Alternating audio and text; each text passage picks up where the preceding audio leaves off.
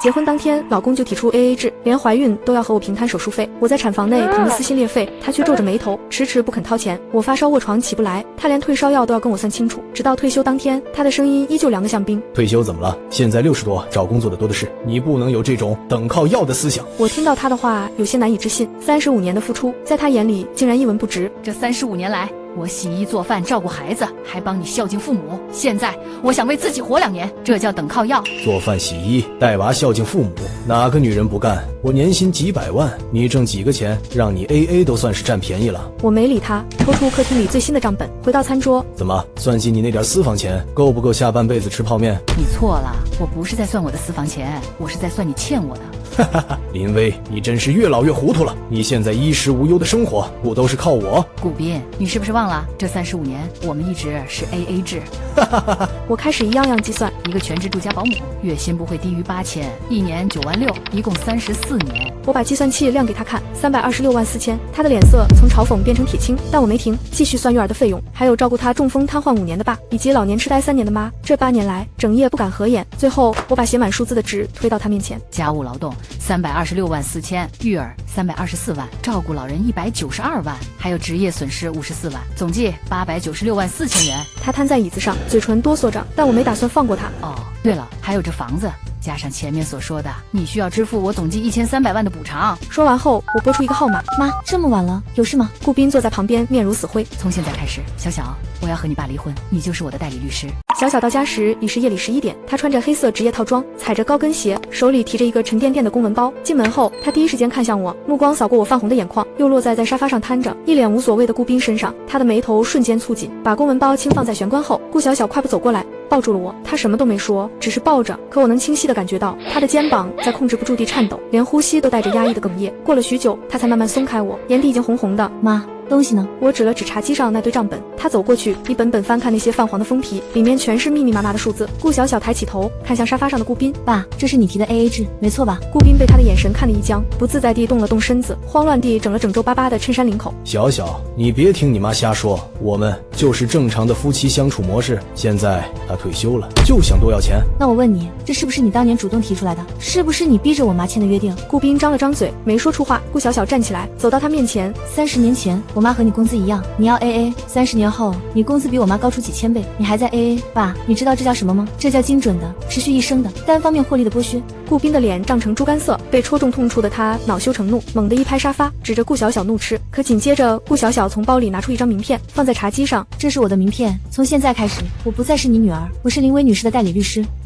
然后他拉起我的手，头也不回地离开。走到玄关时，我回头看了一眼，顾斌瘫坐在沙发上，脸色煞白。他那身昂贵的定制西装，在客厅昏暗的灯光下，像一堆废布。防盗门关上的那一刻，我心里那扇紧闭的门却打开了。顾小小的公寓在城东，一室一厅，收拾得很干净。客厅书架上摆满了法律书籍，书桌上有他和他先生的合影，还有我抱着他的那张老照片。他把我按在沙发上，让我好好休息，不要多想，然后转身去了厨房。我看着他的背影，想起了过去的往事。他5岁那年，顾斌出差半个月不回家，我一个人带他还要上班。我发高烧，烧到39度，躺在床上起不来。他踩着凳子给我煮了一碗糊了的粥，端着碗小心翼翼地吹凉后送到我嘴边。妈妈，吃饭，病就好了。这时顾小小端着水杯出来，在我旁边坐下。妈，你跟我说实话，这么多年你到底怎么过的？我低着头看着手里的水杯，没说话。他把水杯从我手中拿走，把我转过来正对着他。妈，你知道我最恨什么吗？我最恨我自己。我学了这么多年法律，帮那么多人打过官司，却从来没想过帮你打一场。我握住他的手，笑着对他摇了摇头。傻孩子，你帮妈妈了，从你出生的那天起，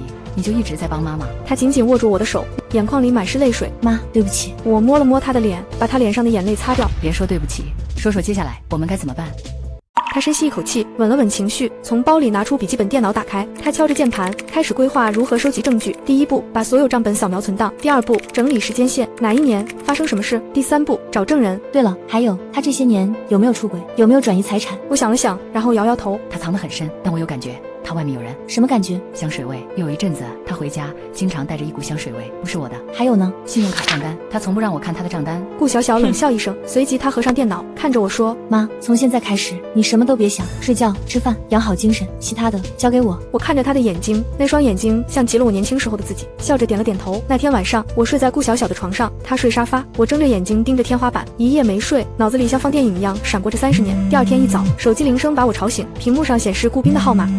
我接起来没说话。林薇，你什么意思？想让女儿跟我翻脸？你1分钱都拿不到！我告诉你，你别做梦了。我懒得说话，挂电话，走到客厅，顾小小已经在厨房忙活，桌上摆着煎蛋、牛奶、面包，她把筷子递给我，我咬了一口煎蛋。小小，我记起来了，他出轨的证据有。小小一脸惊喜，赶紧问我是什么。我想起之前有一年，他去三亚跟客户出差，但他走的时候带走了高尔夫球包，他的球包夹层里有一张酒店发票，是双人床，住了3天。发票是后来我帮他收拾行李时发现的。那发票还在吗？在他书房的书架上，我当时夹在一本书里。我刚说完，他就站起来拿起手机。妈，你慢慢吃，我去一趟，万一他把证据销毁了，就晚了。防盗门关上，屋里安静下来。顾小小回来的时候，手里拿着那张发黄的发票。找到了，双人床，3天2晚，含早餐，时间是2015年3月。我接过发票，看着上面的日期。2015年3月，那年顾斌说去三亚谈一个重要的并购案，回来的时候给我带了一盒椰子糖，我向他道了谢，他说不客气，从我下个月的生活费里扣。顾小小指着发票上的名字，我查过了，是他公司前年的实习生，现在在一家广告公司做客户经理，未婚，名下有一套房产，1辆宝马，房产是2016年买的，全款。你说什么？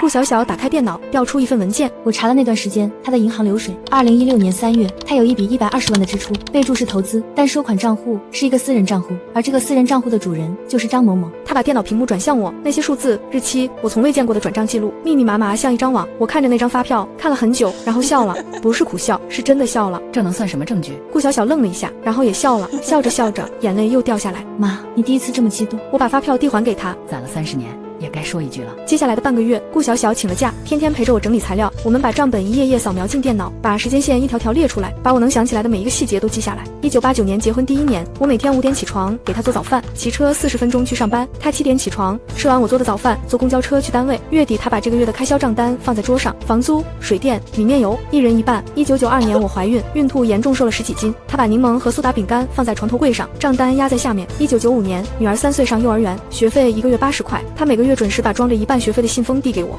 信封上写着小小学费1半。2001年，我妈生病住院，需要5万块，我手里只有2万，找她借3万。她坐在床头灯下写借条，我签了字，她收好借条，说月息1分。年底还2003年，我爸中风，他在医院躺了半年，我在医院陪了半年。顾斌来过3次，每次不超过20分钟，让他好好养病，他会分担的医药费。我爸拉着他的手，满脸感动，他不知道他说的分担是1人1半，我那份是从我自己的工资里出的。2008年，顾斌升职，年薪第一次突破50万。2010年，他爸妈先后病倒，我2头跑，端屎端尿，喂饭喂药，翻身拍背，全是我。他每个月准时把赡养费的1半转给我，备注爸妈赡养费1半。2016年，他给那个女孩买房，120万，全款。写完这些，我放下笔，天已经黑了。顾小小坐在旁边一直没说话，我问他这些证据够不够，他点点头，眼睛红红的。妈，你知道这些加起来是什么吗？我摇摇头，是起诉状，是证据链，是能让法官看清楚这30年你到底过的是什么日子。他转过身看着我，妈，你知道吗？我打过很多官司，离婚的，分财产的，争抚养权的。我见过很多女人在法庭上哭，说老公怎么对不起他们，但他们拿不出证据，一张像样的证据都没有。可你不一样，你有账本，有发票，有日记，30年你没落下1天。你知道这意味着什么吗？意味着我记性好。他笑了，笑着笑着，眼泪又流下来。意味着你从一开始就知道这段婚姻靠不住。那天晚上我失眠了，不是因为难过，是因为他那句话。结婚那天，顾斌对我说，以后 AA 制，各花各的钱，谁也不占谁便宜。我点头说好。我盯着天花板，如果我真的觉得对，为什么从那天起就开始记账？为什么每1分钱都记得清清楚楚？为什么30年1天都没落下？第2天早上，顾小小拿着一张纸走过来，妈，起诉状写好了，你看看。一行行看下去，我没看完，眼睛模糊了，不是因为难过，是因为30年，终于有人把这些话写在了纸上。顾小小握住我的手，妈，你准备好了吗？我抬起头看向他，然后点了点头。起诉状送出去的那天，天气很好，我和顾小小从法院出来，站在门口看着来来往往的人群。接下来就是等了，等法院立案，等开庭，等判决。要等多久？不好说，快的话2、3个月，慢的话半年1年。我点点头。妈，这段时间你住我那儿，别回去了。东西还在那边。不要了，那些东西值多少钱？我给你买新的。不是值不值钱，是有些东西必须亲自拿回来。他愣了一下，然后明白了，决定陪我一起回去。下午2点下，我们回到那个我住了30年的小区。电梯里碰到楼下的李阿姨，她看到我愣了一下，又看了看顾小小，眼神复杂。林姐，听说你要离婚？我点点头。她张了张嘴想说什么，又咽了回去。电梯到了1楼，她走出去，又回头看了我一眼，那眼里有同情，有不解，还有一点我读不懂的东西。电梯继续往上。妈，你会听到很多闲话，做好心理准备。我知道。到了门口，我掏出钥匙插进锁孔，门开了。屋里顾斌坐在沙发上，手里拿着那份起诉状。他抬起头看着我，那眼神我从没在他眼里见过，不是愤怒，不是嘲讽，是恐惧。法庭里坐满了人，顾斌坐在被告席上，旁边是他的律师王大壮。他瘦了，眼眶凹下去，头发乱糟糟的，那身西装皱得像咸菜。看到我进来，他抬起头，眼神复杂。我移开目光，在原告席上坐下。审判长敲了敲法锤，宣布开庭。顾小小站起来，把我那份起诉状念了一遍：800万家务劳动补偿，500万房产增值分割，一共1300万。念完的时候，旁听席上有人倒吸一口凉气。王大壮立刻站起来：审判长，我反对，原告的诉求纯属漫天要价，毫无事实和法律依据。审判长，我的当事人有充分的证据支持他的诉求，请允许我出示证据。审判长点点头。顾小小走到展示台前，打开电脑，屏幕上出现一张照片。审判长，各位，这是原告林薇女士从1989年结婚至今保存的全部家庭开支记录，30年一天不落。屏幕上开始播放视频，我一页页翻账本的画面，1989年、1990年、1991年，每一页都清清楚楚，每一笔都写得工整。视频播完，法庭里一片安静。王大壮又站起来。审判长，这些账本最多只能证明家庭开支情况，不能证明所谓的家务劳动价值，这是偷换概念。顾小小微微一笑，又点了一下鼠标，屏幕上出现一张图表，这是北京市过去30年家政服务行业薪酬变化数据。根据这份数据，一个全职住家保姆1990年的月薪大约是200元，2023年的月薪大约是8000元，取平均值，按每年递增计算，30年总薪酬为326万4千元。他顿了顿，又点了一下，屏幕上出现另一张图表，这是高级育婴师和家庭教师的薪酬数据。我的当事人从女儿出生到18岁成年，提供了包括新生儿护理、学前教育、学业辅导以及心理疏导在内的全方位育儿服务。按市场价计算，18年总价值324万元。这是专业养老护理员的薪酬数据。我的当事人照顾被告的父母，一个瘫痪5年，一个老年痴呆3年，长达8年。按专业护工的最高标准计算，8年总价值192万元。图表一张接一张，数字一个接一个，326万4千，324万，192万，54万，那是我放弃晋升护士长的机会成本。直到他把这些全部加起来，总共896万4千元。顾小小的声音平静而清晰。审判长，各位，这些就是我的当事人林薇女士30年婚姻生活中付出的全部家务劳动的市场价值，不是她想要这么多钱，是她的劳动本身就值这么多钱。法庭里鸦雀无声，旁听席上张姐在抹眼泪，李阿姨低着头不知道在想什么。被告席上，顾斌的脸白得像纸，王大壮张了张嘴想说什么，但没说出来。审判长沉默了几秒，申起能过去后他道歉吗？然后开口，被告方又无异议。王大壮终于站起来，声音干涩。审判长，原告方的数据有待核实，不能作为。可以核实，这些数据全部来自权威部门发布的薪酬统计报告，我已经整理成册，提交给法庭，被告方可以随时查阅质证。王大壮不说话了，审判长看了看他，又看了看顾小小。原告方继续。顾小小点点头，回到座位上，拿起另一份文件。接下来是关于被告名下房产的婚后增值部分，又是漫长的举证质证，证明这套房子在30年间作为家庭唯一住房，一直由我和他共同维护、共同使用。然后是房产评估报告，根据专业评估机构的评估，这套房产目前的市值约为2800万元，而被告购入时的价格仅为80万元，30年间增值2720万元。根据民法典相关规定，夫妻一方婚前财产在婚后产生的收益，除孳息和自然增值外，应认定为夫妻共同财产。王大壮猛地站起来，审判长，我反对，原告方的逻辑完全是牵强附会，房产增值与所谓的家庭付出没有直接因果关系，这是典型的偷换概念。顾小小看着他，平静地说，王律师，因果关系如何认定，可以由法官裁判，但我想请问你一个问题。什么问题？如果我的当事人这30年没有承担全部家务，没有照顾孩子，没有照顾老人，没有让被告能够心无旁骛的工作，你觉得被告能有今天的成就吗？这套房子能安安稳稳地保留到今天吗？王大壮张了张嘴，没说出话。顾小小没有再看他，转向审判长。审判长，我的举证暂时到此，但有一件事我必须在法庭上公开说明。除了上述证据，我还有证据证明被告在婚姻存续期间存在转移财产、婚内出轨等行为。这些证据我已经一并提交给法庭。旁听席上一阵骚动，顾斌的脸彻底没了血色。王大壮猛地站起来。审判长，我抗议，原告方这是在恶意诽谤，在没有确凿证据的情况下，不能。王律师，我有没有证据？你心里没数吗？王大壮愣住了。顾小小从文件袋里抽出一张纸举起来。2015年3月，三亚某酒店双人床3天2晚，同住人张某某，当年被告公司的实习生。这是酒店发票复印件，原件已提交法庭。还有一份。2016年4月，被告向一个私人账户转账120万元，备注投资，该账户所有人张某某，这是银行转账记录，已提交法庭。然后他又抽出第3张纸来做证明文件，他把3张纸举得高高的，转向旁听席。各位，这就是被告顾斌先生在婚姻存续期间的部分所作所为，这就是他嘴里那个原则分明、清清白白的 AA 制婚姻。法庭里彻底炸了，有人站起来，有人喊出声，闪光灯亮成一片。审判长重重地敲着法锤，肃静，肃静。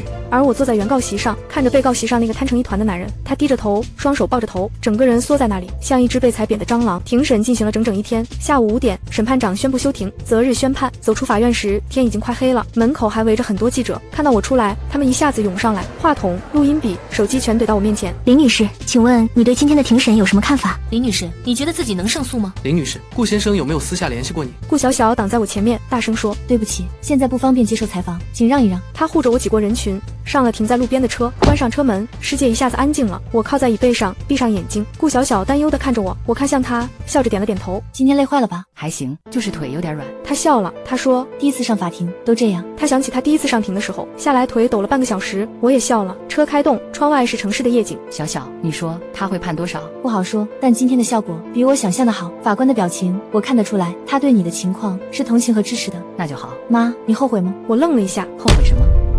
后悔拖到今天才离婚，早20年，早10年，你可能过得不一样。我看着窗外沉默了很久，想过，以前想过很多次，但后来不想了。为什么？因为没用，后悔是最没用的事，它改变不了过去，也帮不了未来。而且如果没有那些年，也就没有现在的我，没有那些账本，没有那些证据。今天站在法庭上，我能说什么？他握着我的手，没说话。车继续开，窗外万家灯火。判决下来那天是1个月后，天气很好，太阳很亮。我在家里等电话，坐也不是，站也不是。乐乐在旁边玩积木，看我心神不宁，问：“外婆，你怎么了？”外婆在等一个消息，好消息还是坏消息？还不知道。他歪着脑袋想了想，肯定是好消息。外婆是好人，好人都会有好消息。我抱起他，亲了一口。电话响了，是顾小小。妈，判决下来了，多少？家务劳动补偿680万，房产增值分割480万，一共1160万。我听着这个数字，没有任何感觉。他呢？小小说他没来，是律师带领的。听说当庭崩溃那段视频传出去之后，公司就把他停职了。后来股东会也开了，董事会也开了，最后开除了。股票跌得稀里哗啦，而且他那些事传遍全网，现在没人敢跟他合作。以前那些朋友全都躲着他，现在呢，他去找他妹妹顾林，想住他那儿，被妹夫赶出来了，租了个小公寓在城西，听说是老小区，1个月2000块。他那些名表、豪车都卖了，卖的钱一部分还债，一部分给我们打过来了。他卖了房子，卖了车，卖了表，卖掉了这30年攒下的一切。妈，你难过吗？不知道，好像没什么感觉。那就好。挂了电话，我站在窗前看着外面，阳光很亮，楼下小公园里有几个老人在下棋，有几个年轻人在遛狗，有几个孩子在跑来跑去，一切都跟往常一样，又好像什么都不一样了。钱到账那天，我去了银行，看着手机短信里那一长串零，第一次对钱这个东西有了实感。1160万。我在柜台前站了很久，酒到保安过来问我需要帮助吗？我摇摇头，走了。走出银行，我给顾小小打去了电话。小小，钱到了。太好了，妈，你想好怎么花了吗？想好了。怎么花？第一件事，把你外婆那套老房子赎回来。妈，那是你妈留给你的。是啊，当年为了给你凑出国保证金，抵押出去了，现在该赎回来了。第二件事，给你张姨打20万，她女儿要出国读音乐，钱还差点，当年她把护士长的位置让给我，虽然我没当成，但这份情我得还。第三件事呢？我看着远处，想了想，给你和乐乐买套大点的房子。妈不用，我们现在住的挺好的。听我说完，不是给你们买，是给我自己买，写我的名字，你们住，这样我就能天天看见乐乐，又不会打扰你们小两口的生活。挂了电话，我站在路边，看着来来往往的人。年轻的时候我也站在这里过，20出头，刚参加工作，每个月工资37.5块，发了工资最大的快乐就是花2毛钱买一根冰棍，站在路边看着人来人往。那时候我想，等我老了有退休金了，我就天天买冰棍吃。现在我老了，退休金有了，钱也有了，可我已经不爱吃冰棍了。半年后，我在郊区买了一套带小花园的房子，不大但够住。花园里种满了兰花和月季，兰花是我年轻时候就喜欢的，月季是乐乐喜欢的，他喜欢红色的，说像外婆的口红。我没涂过口红，但我没告诉他。每天早晨我送乐乐去幼儿园，然后回来练书法，下午去接他，陪他在花园里玩，晚上等顾小小两口子下班回来一起吃饭。两口子太世界。周末的时候，我偶尔会去老年大学上课，书法、钢琴、插花，想学什么学什么。有一天在老年大学遇到一个以前的老邻居，他看到我愣了一下，然后笑着说：“林姐，你变样了，年轻了。”是吗？我自己没觉得。真的，气色好，精神也好，不像以前。他没说完，但我知道他想说什么。不像以前走路低着头，说话细声细气，整个人蔫蔫的，人逢喜事精神爽。可我的喜事不是什么1000多万，是我终于活成了自己想要的样子。有一天，顾小小下班回来，递给我一个信封。妈，有人让我转交给你。我打开，里面是一张照片，我们一家3口的合影。小小5岁生日那天，在公园草地上拍的。照片上，顾斌穿着一件白衬衫，把我跟小小抱在怀里，笑得像个傻小子。阳光很好，我们3个人的脸上都洋溢着幸福的光。我忙问道：“是谁给的？”顾小小沉默了一下，才说出是王律师。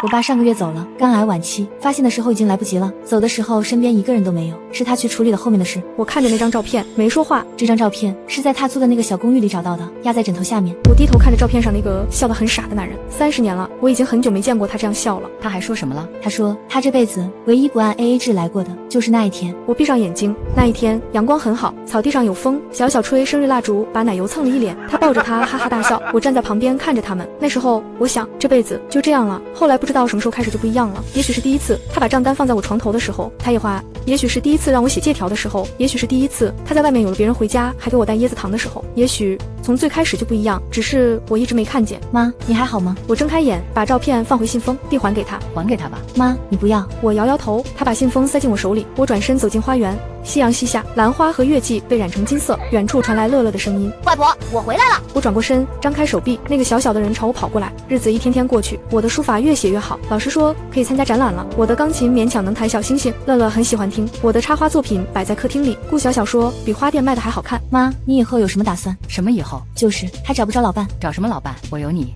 有乐乐，有花有草有书法，还不够？他笑笑，没再问。有一天我在超市碰到王律师，他也老了，头发白了大半，穿着件旧夹克，推着购物车在挑青菜。他看到我愣了一下，然后笑了笑。李女士真巧。王律师，那个您过得还好吗？挺好的，你呢？也还行，退休了，在家带孙子。那挺好。李女士，有件事我一直想跟您说。那个案子后来我一直在想，我以前觉得您就是想要钱，后来我才明白您要的不是钱。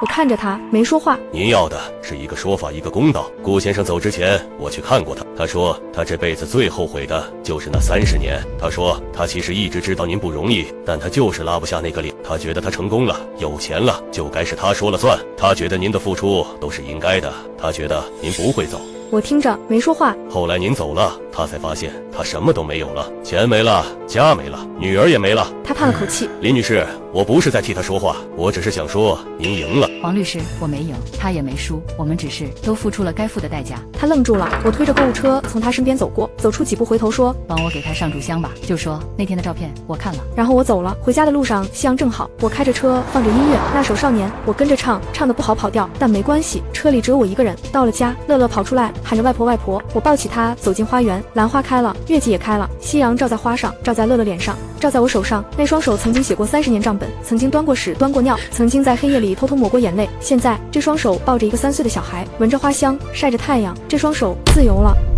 晚上顾小小回来给我看手机，他告诉我有人把我的故事写成了文章发在网上，有很多人评论。我接过手机随便看了几条。网友1，这阿姨太厉害了，佩服。网友2，看得我哭了，我妈也是这样的，一辈子没被珍惜。网友3，1000多万啊，这辈子值了。网友5，不是钱的问题，是尊严的问题，说什么的都有。我把手机还给他，他有些担忧地看着我。妈，你在意吗？以前在意，现在不在意了。那就好。窗外月亮升起来了，很圆很亮。乐乐5岁生日那天，我们在花园里给他办了个小小的派对，请了几个他幼儿园的小朋友，还有他们的家长。顾小小和女婿忙进忙出，准备吃的喝的，我负责陪孩子们玩。乐乐跑过来拉着我的手，外婆，你陪我吹蜡烛。好。蜡烛点起来，大家一起唱生日歌。乐乐闭着眼睛许愿，然后深吸一口气，把蜡烛吹灭。蜡烛吹灭后，我问他许的什么愿望，他歪着脑袋想了想后，却摇了摇头。他说愿望出来不灵了。大家都笑了。切蛋糕的时候，他悄悄凑到我耳边，外婆，我告诉你，我许的愿是外婆永远不老。我愣了一下，然后抱着他亲了一口。傻瓜，外婆怎么可能不老？那就永远不死。我笑了，笑着笑着眼睛变湿。晚上客人都走了，顾小小收拾东西，我坐在花园里看月亮。他走过来在我旁边坐下。妈，你今天开心吗？开心。沉默了一会儿，他忽然说，妈，有件事我一直想问你。什么事？那30年你是怎么熬过来的？也没什么特别的，就是一天一天过。不痛苦吗？痛苦啊，但痛苦有什么用？日子还得过。后来我想明白了，人这一辈子总有些日子是熬的，但熬过去了就过去了。就像种花，你看那些花开得多好，可你不知道它在土里埋了多久才长出来。他看着花园里的花，沉默着。妈，我有时候会想，如果我是你，我可能早就撑不住了。小小，你知道你小时候有一次问我为什么要记账，我说记清楚，心里踏实。其实还有一句我没说。什么？记账是为了有一天能算账。他愣住了。我从第一天就知道这段婚姻靠不住，但我不知道那一天什么时候来，所以我记账，我攒证据，我把每一天都记下来，不是为了报复，是为了当那一天来的时候，我能堂堂正正的算清楚这笔账。他看着我，眼睛红了，我握紧了他的手，让他别哭。可是妈，30年啊，你一个人扛了30年。也不是一个人，我看着他，我有你啊。他终于忍不住抱着我哭起来，我拍着他的背，我像他小时候那样，月亮挂在天上，又圆又亮，花园里花香一阵一阵的。第二天我去参加一个书法展，我的作品入选了，是一幅字，写着海阔凭鱼跃，天高任鸟飞。展厅里人很多，我站在自己的作品前看了一会儿，旁边有人走过来，站在我身边，他夸赞这幅字写得好。我转过头，是一个陌生的男人，60多岁的样子，穿着朴素，气质温和。我向他道了谢，他看了看作品标签，又看看我。林薇，这是您写的？对，这几个字有筋骨。您懂书法？懂一点，年轻的时候学过。我们站在那儿聊了几句，他说他姓陈，退休教师，也喜欢书法，今天是来看展的。聊着聊着，他忽然问我是不是一个人来的，我愣了一下，点了点头。他点点头，没再问。临走的时候，他递给我一张名片，有空可以聊聊书法。我每周3下午在社区文化中心教老年书法班。我接过名片看了看，陈明远，退休，语文教师，是书法家协会会员。好，有空我去看看。他笑了笑走了，我把名片收起来，继续看展。晚上回家，顾小小问我今天怎么样？挺好的，作品被人夸了。是吗？谁夸的？一个退休老师，姓陈，教书法的。他眨眨眼，男的？男的。多大年纪？60多岁吧。妈，有情况啊！我瞪他一眼，有什么情况？就是聊了几句。他嘻嘻笑着，没再问。我走进房间，把那本《兰亭集序》拿出来翻到第1页。以前总觉得这辈子就这样了，做饭、记账、熬日子，现在才知道，原来还有那么多事可以去做：练书法、学钢琴、种花、看展，还有认识新的人。我把那本字贴合上，放到床头，窗外月亮很亮。后来我真的去那个社区文化中心上了几次书法课，陈老师讲课很有意思，不紧不慢的，从王羲之讲到颜真卿，从《兰亭序》讲到鸡纸稿。他说字如其人，写字就是写心。有一次下课，他说我的字有心事，我愣了一下，有些疑惑。他笑笑，没直接回答。你的字有筋骨，但不够舒展，就像一个人站得太直反而累，放轻松一点。写字嘛，又不是打仗。我点点头。回家的路上，我想了想他的话，放轻松一点。是啊，打了30年仗，该歇歇了。又过了一段时间，有一天陈老师请我去喝茶，说是新得了一款好茶，想找人分享。我去了，茶馆不大，很安静。他坐在靠窗的位置，面前摆着2杯茶。尝尝，明前龙井，朋友从杭州带来的。我端起杯子喝了一口，怎么样？不懂茶就觉得挺好喝。不懂没关系，喝着舒服就行。我们坐在那儿有一搭没一搭的聊着，聊书法，聊退休生活，聊孩子，聊年轻时候的事。他老伴走得早，一前一定的来起，儿子在国外，一个人过。那你一个人不孤单？有时候会，但习惯了。我点点头。你呢，陈？离了吗？我愣了一下，然后笑了。你怎么知道？上次看展的时候，你的眼神，那种眼神我见过。我沉默了一会儿，点了点头。他问我后悔吗？我想了想，不后悔，就是觉得有点晚。晚什么？他端起茶杯。什么时候开始都不晚。我看着窗外，阳光照在街上，人来人往，忽然想起那句话，放轻松一点，也许他是对的。妈，今天去哪儿了？喝茶。跟谁？陈老师。他眼睛亮了。妈，你是不是？不是，就是喝茶。他嘿嘿笑着没再问。晚上我躺在床上想了很多，想年轻时候的事，想那30年，想现在的生活，想陈老师那句话，什么时候开始都不晚。也许吧，也许真的不晚。1个月后，陈老师约我去看画展，我去了。2个月后，他请我去他家吃饭，他下厨做了几个菜，我去了。3个月后，他问我，林薇，你觉得我这个人怎么样？挺好的。他沉默了一会儿说，那咱们能不能试试？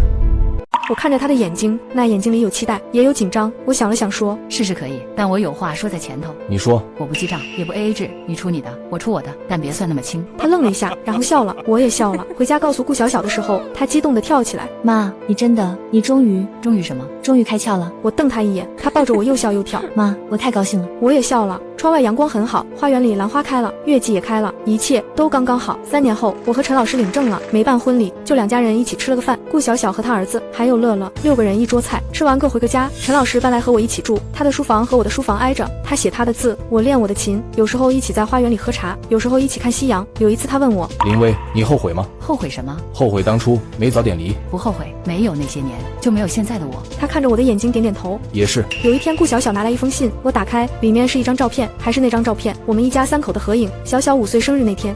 我翻过来，背面写了一行字，对不起，谢谢你，没有署名，但我认的那个字是顾斌的。我把照片翻来覆去看了很久，然后把它放在抽屉里，和那些账本放在一起。顾小小看着我，过了一会儿问，妈，你还恨他吗？不恨了。为什么？恨一个人太累了。我看着窗外，我这辈子累够了，不想再累了。他没再问。那天晚上陈老师问我，那封信谁写的？以前那个。他点点头，没再问。我握住他的手，那是过去的事了，现在我有你。他笑了。又过了几年，乐乐上小学了，会写自己的名字了，会背唐诗了，还会问我各种问题。外婆，你为什么和外公不在一起？因为外婆想一个人住。他歪着脑袋想了想，问我为什么又和陈爷爷一起住了。我愣了一下，然后笑了。因为外婆想和陈爷爷一起住。他点点头，似乎懂了。其实我也不太懂，人生的事，谁又能真懂呢？有一天我整理抽屉，又看到那些账本，30年，几十本，密密麻麻的数字。我翻开一本看了看，1989年的，那时候我23岁刚结婚，字写的工整，每一笔都清清楚楚。那时候我想，这辈子就这样了记账，省钱过日子。没想到后来的路会是这样。我把账本合上，放回抽屉，旁边是那张照片，一家3口，阳光很好，还有那封没有落款的信，写着对不起，谢谢你。我把抽屉关上，站起来走到窗边，陈老师在花园里浇水，乐乐在旁边追蝴蝶，夕阳西下，一切都染成金色。那天晚上我做了一个梦，梦里我还是23岁，穿着借来的红色呢子大衣，站在婚礼现场，顾斌牵着我的手，对着众人发誓，说要照顾我一辈子。阳光照在我们脸上，大家都在笑。然后画面一转，我在厨房里做饭，油烟呛得眼睛疼。顾斌在客厅里看电视，头也不回。再一转，我坐在法庭上，听顾小小念那份起诉状。顾斌在被告席上脸色惨白。最后一转，我站在花园里，陈老师端着茶杯走过来，我醒了，窗外月亮很亮，陈老师在旁边睡着，呼吸均匀。我看着他，想起那句话，什么时候开始都不晚。是啊，什么时候开始都不晚，哪怕58岁。第二天我去书法班上课，陈老师也在，他问我昨晚睡得好吗？做了个梦。什么梦？关于以前的。他点点头，没再问。下课的时候，他递给我一支新毛笔，是一支狼毫，笔杆上刻着2个字，新生。我抬头看着他，他笑了笑。我铺开一张宣纸，蘸上墨，写下了4个字：风和日丽。他站在旁边看了一会儿，说道：这回舒展了。我笑了。窗外阳光正好，